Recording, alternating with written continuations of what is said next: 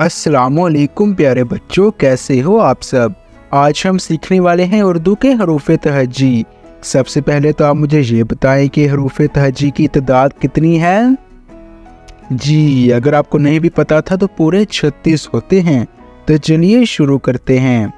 अलिफ, बे, पे, ते, टे, से, जी, चे, हे, खे, दाल, डाल, जाल, रे, अड़े, जे, से, सीन, शीन, स्वाद, ज़ौद, तोएं, ज़ोएं, आइन, गाइन, फी, कौफ, कौफ, गाफ, लाम, मीम, नून, वाओ, छोटी है, दो चश्मी है, हमज़ा, छोटी ये और बड़ी ये हैं हरूफ तहजी उर्दू के।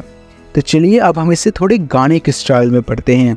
अलिफ, बे, पे, ते, टे, से, जी, चे, हे, खे, दाल, डाल, जाल, रे, अड़े, जे, से, सीन, शीन, स्वाद, ज़ौद, तोएं, ज़ोएं, आइन, गाइन, फी, कौफ, कौफ, गाफ, लाम, मीम, नून, वाओ, छोटी है, दो चश्मी है, हमज़ा, छोटी ये और बड़ी ये हैं हरूफ तहजी उर्दू के।